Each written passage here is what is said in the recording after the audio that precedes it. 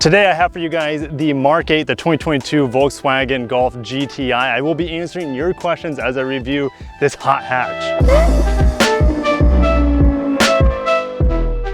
Starting with the elephant in the room, what about Mark over on Instagram? So asking about the infotainment, is it still bad? Yes, it is not functional at all. I don't have a volume knob, let alone a tuning knob, right? Long live the volume knob, it's not here. If I want to quickly raise and lower the volume, I have to press my hand on the steering wheel and hold it here, because if I press and hold over here, it doesn't keep the volume raising. I have to keep tapping it or swiping it. It's a nightmare in terms of radio controls. It's a nightmare in terms of heating and cooling controls, where I have to press the square or the climate button over here or the heated seat button over here, which doesn't heat my seats, which takes me just to another menu to heat or cool my seats. And then all this is additional touch where I have to keep my hands and eyes off the steering wheel on the road, and I'm gonna hit the brakes hard here. And that's one of my favorite things about the Golf GTI is the brakes are so good. They're taken from the last generation Golf R. I'm just gonna hammer the gas here.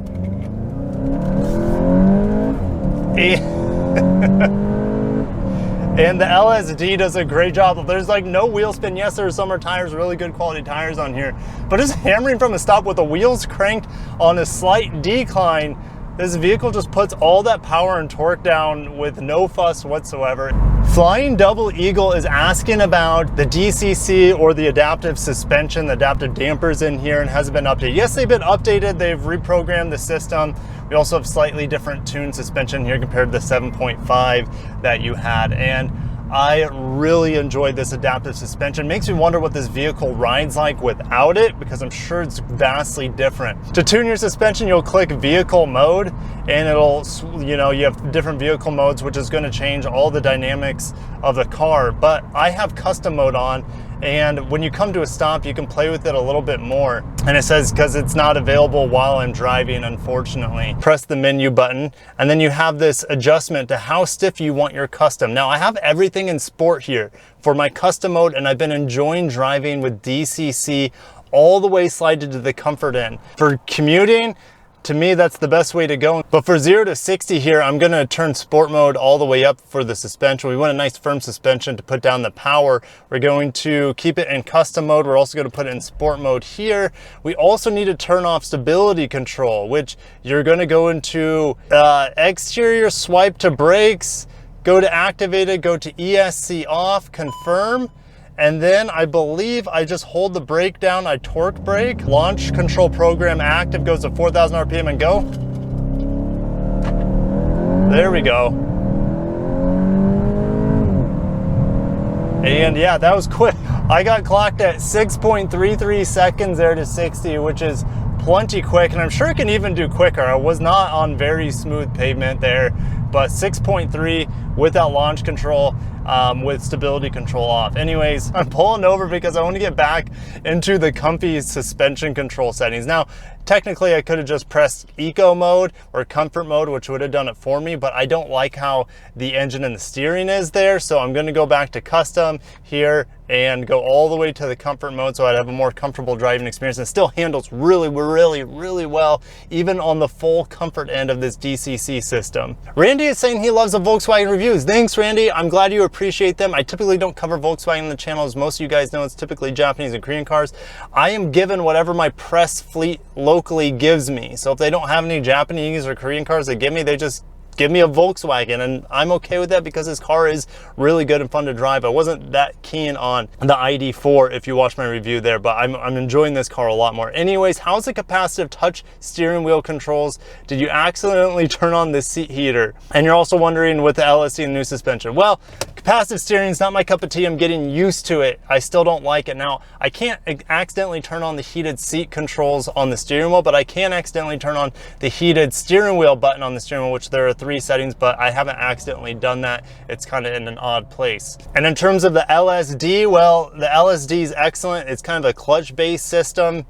We'll throw it around a corner here in a second as we let traffic go by. I'm going to, once again, we're going to get into sport. I'm going to do launch control again and go. It doesn't launch that hard, really.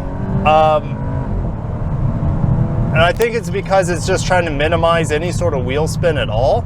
It doesn't feel aggressive or like frantic in any way. It's just like a smooth launch, and I don't feel like I'm getting pinned in the back of my seat. But once it feels like it has full traction, it gives you the full power in that 0 to 60 with 6.38, so just a tick slower compared to the 6.33 I had earlier. Now I'm up to speed. The wind noise is not too bad. It feels like it's actually a little bit lower here than it was in the SI or the Elantra inline that I drove earlier this year. As much as I love how the 19-inch wheels and tires look and how they perform, I wouldn't be sad about getting the S or the SE's 18-inch wheels, and those vehicles would be probably the tier I would be going for. I don't need these leather seats. I don't need the heads-up display. Yes, a Harman Kardon's nice, as well as this panel moonroof, but you can get those things in the SE grade, as well as these leather seats too, which they don't really hold you in place that well. I feel like I'm bolstered well around my midsection, but my shoulders just kind of slop about. But they are very, very comfortable, and overall the experience in here, just in terms of comfort, there's no distracting materials.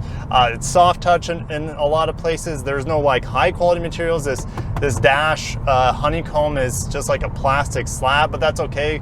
It doesn't bother me at all. I'd rather much prefer that than like a highly reflective glossy black or highly reflective aluminum. So the experience in here, just from an aesthetic and comfort, is really, really good. And that leads me to like K-Cav's question. You're asking about, hey, do you have the Autobahn? And yes, I do. And I looked on cars.com, not sponsored by them, by the way, by them. It would be nice if, you know, they threw me a bone. But anyways, way fewer Autobahn trims, which come out now over $40,000.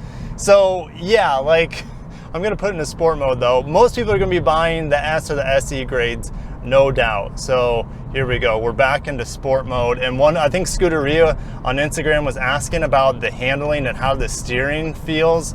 Well, I'm gonna throw it in at around 40 and it once more, and I'm gonna accelerate. Oh my God, this car, it handles so well, feels so good. And it it didn't handle that rough pavement there.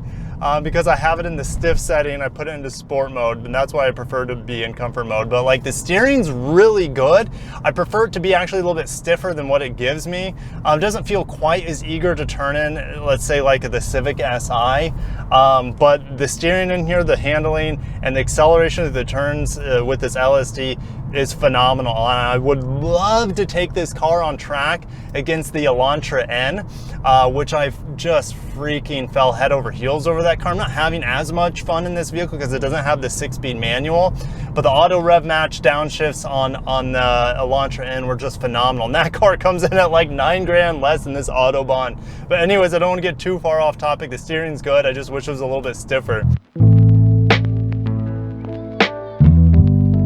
Joseph is asking about how this functions as a daily driver, and I've been using it to take my kids to school and back. The fuel efficiency isn't great, like 25 to 28 miles per gallon is what I'm seeing. And yeah, it's very comfortable. The suspension's comfortable all when you have it adjusted all the way to the comfort setting. I think it's an awesome daily driver. And you know, you're also asking about the GR Corolla, which of course no one's really driven that car, and at least when it comes to the media end.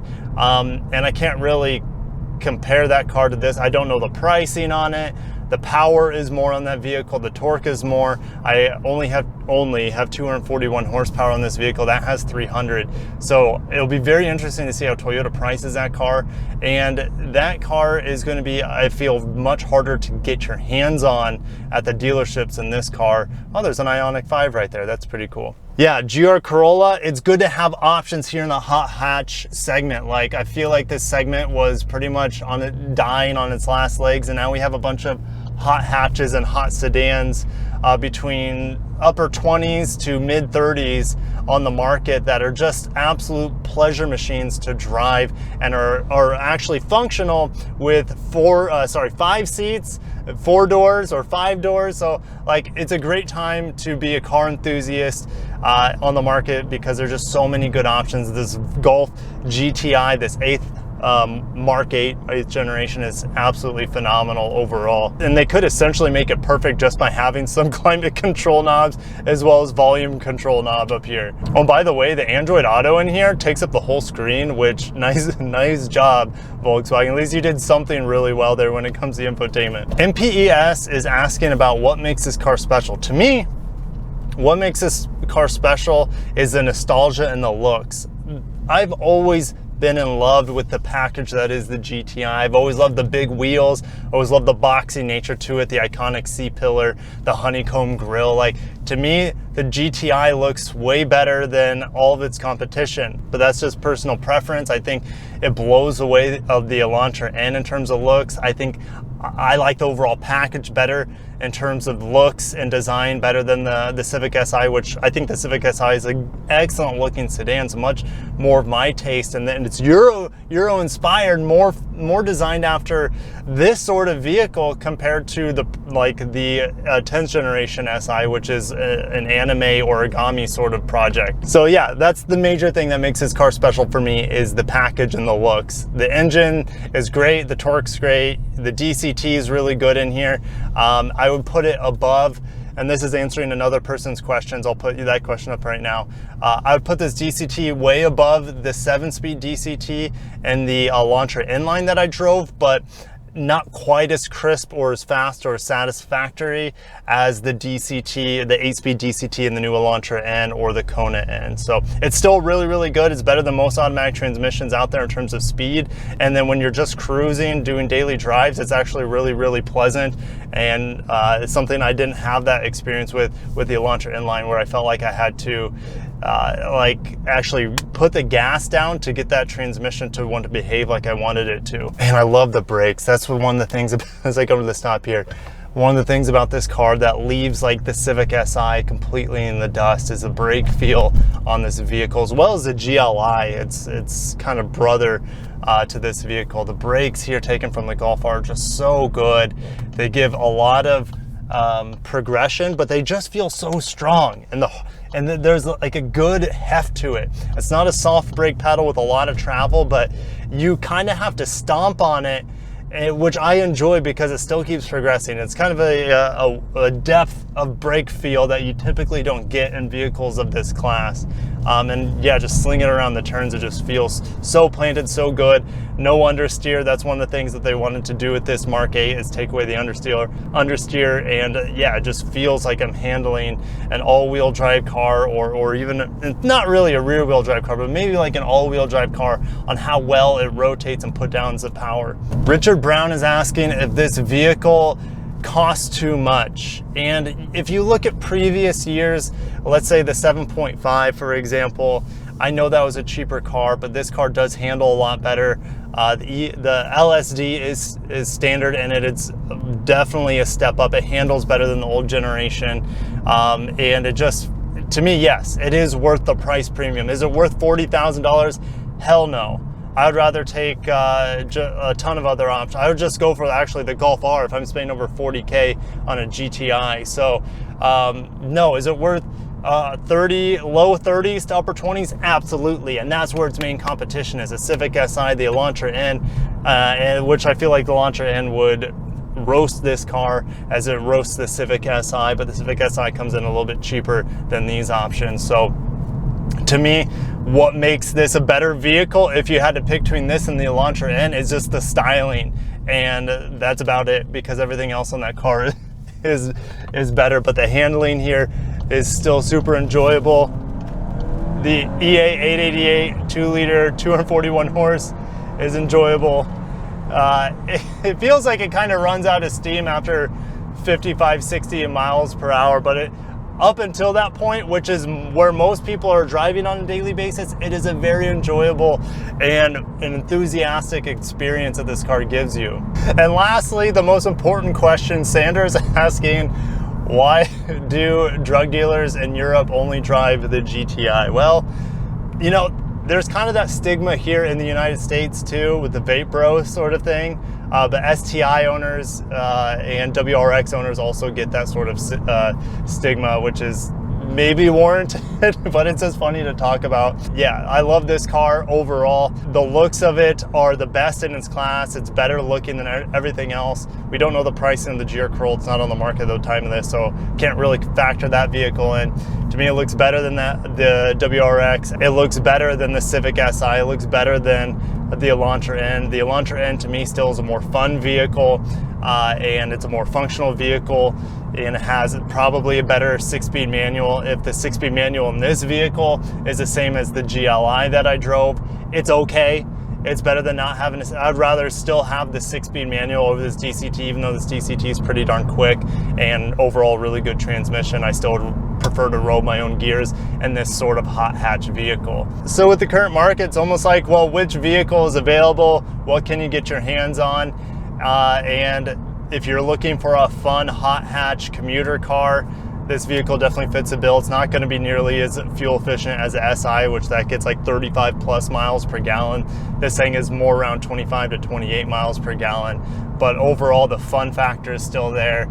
And when I look at this vehicle, as I walk away from it, I have a smile from ear to ear. Like, it just makes me happy looking at this vehicle as much as it does. Actually, probably more so than it does driving it. I just love the looks of the GTI. And for some people, that's going to be more than enough just to buy this vehicle. Anyways, guys, I'm going to cut myself off. Thank you so much for watching. I don't always cover Volkswagen. It's not necessarily my preference, but man, do I enjoy comparing them to the other vehicles that I typically cover on the channel, which are Japanese and Korean cars. I'm going to end the video here as I stomp on the brakes that I love so much in this car. I'll see you guys in the next video. Thank you so much for watching. As always, take care of yourselves. Have a wonderful day, and peace out.